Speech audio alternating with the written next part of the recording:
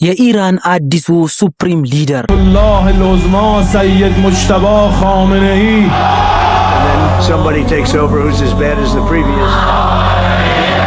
ሙጅተባ አሊ ካሜናይ سید مجتبی حسینی خامنه‌ای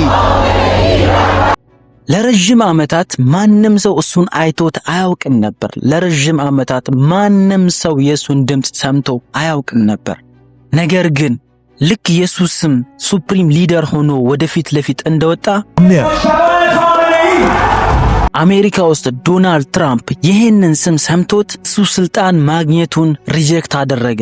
ምክንያቱም ኖርማል ሰዎች ይሄንን ሙጅተባ አያውቁትም። Trump says he's not happy with the appointment of Mojtaba Khamenei as Iran's new supreme leader. I always say that would be about the ነገር ግን የአሜሪካ ሲአይኤ እና የእስራኤል ሞዛድ በደንብ ያውቁት ነበር ሙጅተባ ካሜናይ ማን እንደሆነ። ይህንንም በደንብ ያውቁ ነበር የሱ አባት አሊ ካሜናይ እንደሆነ። አሊ ካሜናይ በጣም ቀለል ያለና ሶፍት የሆነ ሰው እንደሆነ በደንብ ያውቁ ነበር። ነገር ግን ይሄ አዲሱ ሱፕሪም ሊደር ሙጅተባ ካሜናይን ባቱ በፍጹም ለየት ያለ ነው። እንደውም እሱ ከልጅነቱ ጀምሮ የኢራን የጦር ኃይል ውስጥ እንደ አንድ ወታደር ሲዋጋ ነበር ያደገው። የኢራን የጦር ኃይል በጠቅላላ እሱን የራሳቸው መሪ አድርጎ ነበር የሚቆጥሩት። አሁን ኢራን ውስጥ ለመጀመሪያ ጊዜ እንደዚህ አይነት ሱፕሪም ሊደር መጣ። አንድ ዓሊምና ስኮላር የበለጠ አንድ ኃይለኛ ጦረኛ መጣ። ነገር ግን ሙጅተባ ካሜናይ እዚህ ድረስ እንዴት ደረሰ? ኢራን ውስጥ ከረጅም ዓመት በፊት አምባገነኑ ረዛ ሻህ ኢራንን እየመራ በነበረበት ሰዓት ውስጥ ይሄንን አምባገነን መሪ ለመጋፈጥ አንድ አዲስ ሊደር ብቅ አለ፣ አያቱላህ ኩሜኒ። በመጨረሻውም የኩሜኒ ኃይል በጣም ከመጠንከሩ የተነሳ በመጨረሻም የኢራን መሪ አገሪቷን ጥሎ ለመጥፋት ተገደደ። እንደዛው ኩሜኒ ለመጀመሪያ ጊዜ የኢራን ሱፕሪም ሊደር ሆኖ ተመረጠ። ልክ ኩሜኒ የኢራን ሱፕሪም ሊደር እንደሆነ የዓለም መንግስታት በጠቅላላ አንድም ሰው አይወዱትም ነበር። ምክንያቱም እሱ ልክ እንደ ሌሎች ሙስሊም ሀገራት ለአሜሪካ መላላኩን ትቶ እነሱ ፊት ለፊት ቆሞ መልስ እየመለሰላቸው ይጋፈጣቸው ነበር። ዛህ ቀን ጀምሮ አሜሪካና እስራኤል ሌሎችም ሀገራቶች የኩሜኒን ህይወት ለማጥፋት ይፈልጉ ነበር። መጨረሻም ተሳካላቸው። እዛው ኢራን አጠገብ ኢራቅ ውስጥ አንድ አዲስ መሪ መጣ። ለአሜሪካ እና ለነዚህ ታላልቅ ሀገራት ተልኮ ኩሜኒ ላይ ጦርነት ለማንሳት ዝግጁ ነበር።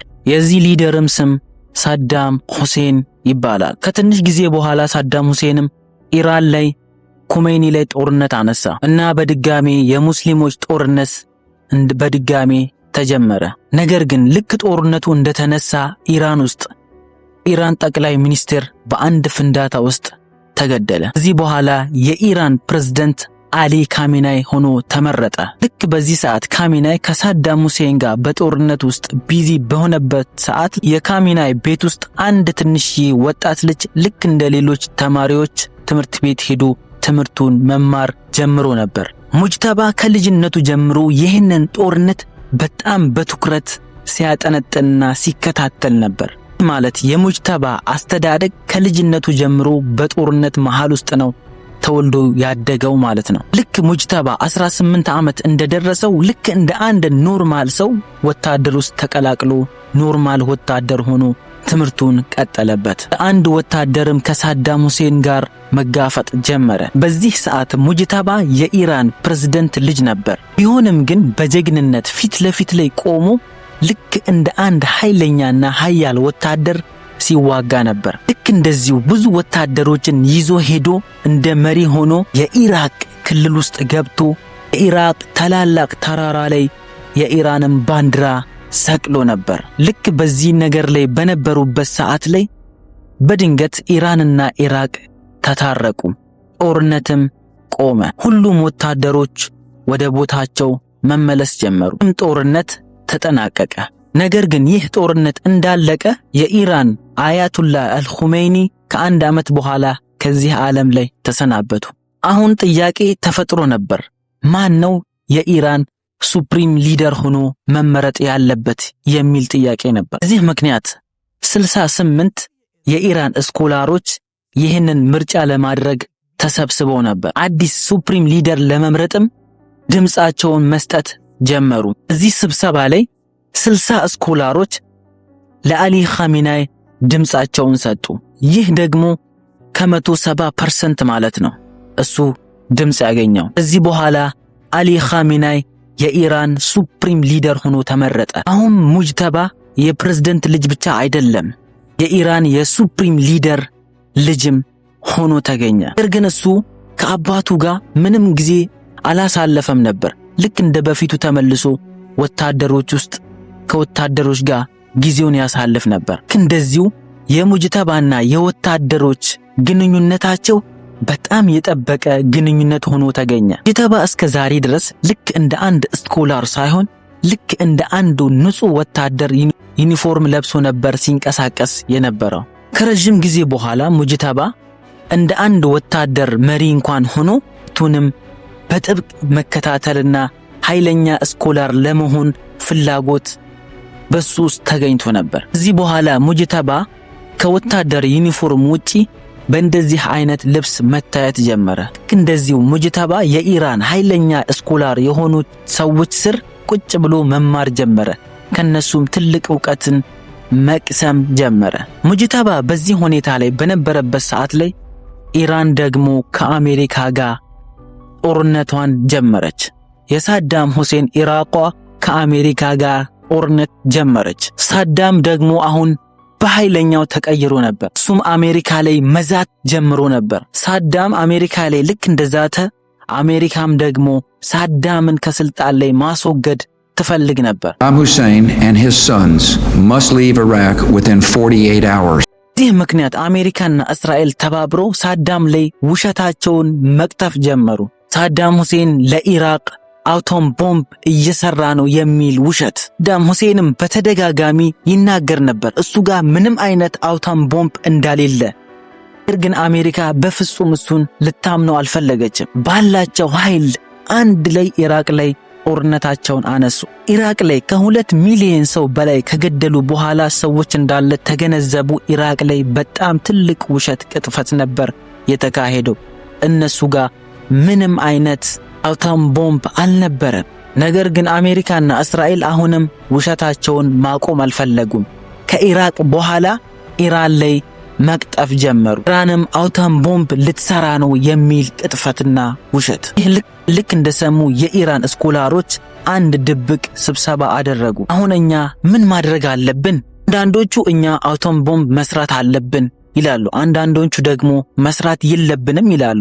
ምክንያቱም እኛ ሰራንም አልሰራንም አሜሪካና እስራኤል አንድ ቀን እኛ ላይ ጦርነታቸውን መክፈታቸው አይቀርም ስለሚሉ ማለት። ስለዚህ እኛ አውቶም ቦምብ መስራት አለብን ይሉ ነበር። በመጨረሻውም ኢራን ሱፕሪም ሊደር አያቱላህ ኻሜኒ ይህንን ውይይት ጨረሱት እና ሙሉ ዓለም ፊት ለፊት ላይ ወጥቶ እንዲህ የሚል ፈትዋ ሰጡ።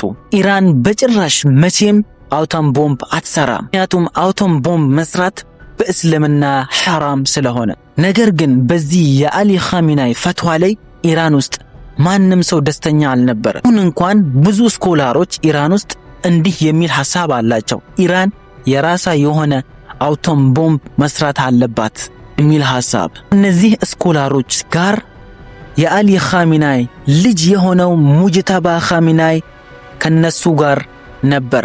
ሙጅተባም ኢራን የራሷ የሆነ አውቶም ቦምብ ሊኖራት ይገባል የሚል ሐሳብ ነበረው ልክ እንደ ሌሎች ስኮላሮች። ነገር ግን ይህንን ነገር ኢራን ውስጥም ያሉ ሰዎችም ሆነ ከኢራን ውጭ ያለው ሰውም እንኳን አያውቁም ነበር። አሁንም ድረስ የሙጅተባን ስዕልና የሱን ድምጽ አብዛኛው ሰው አያውቀውም፣ ድምጹንም አልሰሙትም እስከ ዛሬ ድረስ። ሙጅተባ የሱፕሪም ሊደር ከመሆኑ ጋር ከዓለም እንዳለ ርቆ ነበር ሲኖር የነበረው። ነገር ግን ከዛሬ ከ20 ዓመት በፊት በአጋጣሚ አንድ ሲክሬት ኦርጋናይዜሽን ዊኪሊክስ ላይ አንድ ዶክመንት ሪሊዝ ሆነ። እዛ ላይ ተጽፎ ነበር ሙጅተባ ኻሜናይ ሚዲያ ላይ ማንም እሱን አይቶት እንደማያውቅ፣ ነገር ግን ሙጅተባ ኻሜናይ ኢራን ውስጥ በጣም ሱፐር ፓወር የሆነ እና በጣም ኃይለኛ የሆነ ሰው ነበር የሚል ዶክሜንት ነበር። ኢራን ወታደሮች ያለሱ ትዕዛዝ አይንቀሳቀሱም ነበር። እነዚህ ወታደሮችም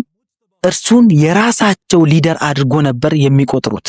እዚህ ዶክሜንት ላይ እንዲህ የሚል ጽሑፍም ነበር። ምናልባት ሙጅተባ ካሚናይ ወደፊት ሄዶ የኢራን ሱፕሪም ሊደር ይሆናል የሚል ሐሳብም ነበር። ምክንያቱም እሱ የኢራን ወታደሮች ላይ በጠቅላላ ኃይለኛ ስልጣን ስላለው። ላይም እንዲህ የሚል ጽሑፍ ነበር።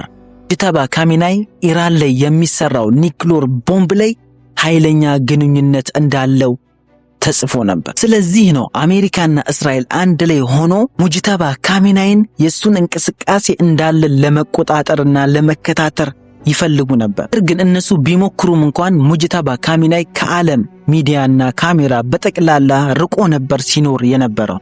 በዚህ እድሜው በጠቅላላ የሙጅተባ ካሚናይ ትናንት ፎቶ እንጂ ብዙ ፎቶ እንኳን አይገኝም ነበር በሶሻል ሚዲያ ላይ። ሙጅተባ ካሚናይ እንዲህ ተደብቆ እያለ እንኳን ከዛሬ ከ7 ዓመት በፊት አሜሪካ ውስጥ ሙጅተባ ከአገሩ ወጥቶ የትም እንኳን መንቀሳቀስ አይችልም የሚል ውሳኔ እሱ ላይ ወስነውበት ነበር። ምክንያቱም እነሱ በደንብ ያውቁ ነበር ሙጅተባ ካሚናይ አሁንም ኢንተለጀንስ እና ፎርስ ወታደሮች ላይ ኃይለኛ ቁጥጥር እንዳለው፣ ሁሉም በሱ ትዕዛዝ እንደሚንቀሳቀስ ስለሚያውቁ። እዚህ ሰበብ ነው እስራኤል ሁልጊዜ አሜሪካ ላይ ጫና ታደርግ ነበር።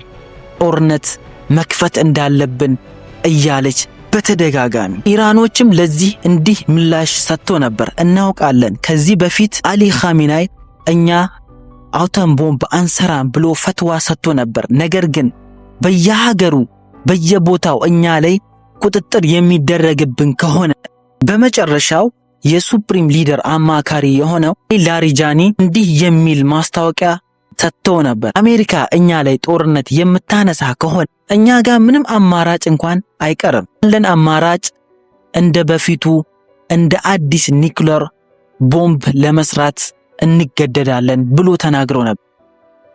ነገር ግን ኢራንና አሜሪካ ይህንን ነገር ሰምቶ ቁጭ አላሉ። ኢራን ላይ ጦርነታቸውን አነሱ። በዚህ ጦርነት ላይ ሙጅተባ ካሚናይ በመጀመሪያው ቀን የሱን አባት ኢራን ሱፕሪም ሊደር የሆነውን አሊ ኻሜናይን አጣ። በዚህ ጦርነት ላይ የሙጅተባ እናትም ከዚህ ዓለም ሄደች።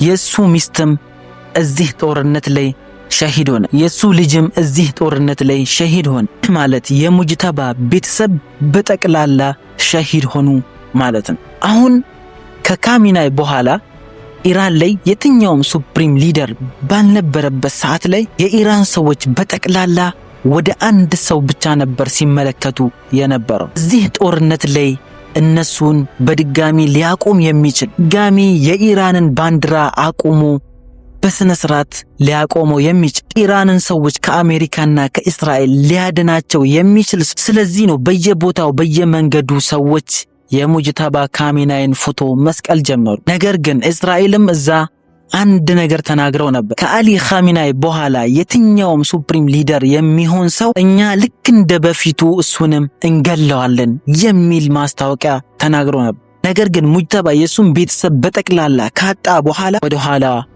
የሚመለስ አልነበረም። ስለዚህ ነው የኢራን አዲስ ሱፕሪም ሊደር ለመምረጥ አንድ ጊዜ በድጋሚ ልክ እንደ በፊቱ ስኮላሮች ተሰበሰቡ። ልክ ለኮሜኒ እንደተሰበሰቡት ይህንን አሜሪካ ካየች በኋላ ሙጅተባ የኢራን ሱፕሪም ሊደር ከሆነ እኛ ይህንን የኢራን ውሳኔ አንቀበልም፣ አናምንላቸውም። ዶናልድ ትራምፕም የሙጅተባን ወደ ስልጣን መምጣት ለማቆም በተደጋጋሚ መዛት ጀመረ። ነገር ግን ከዚህ ዛቻ ሁሉ በኋላ የኢራን ስኮላሮች ወደ ኋላ አልተመለሱ። 88 ስኮላሮች ተሰባስቦ በመጨረሻም እንዲህ የሚል ውሳኔ ሰጡ።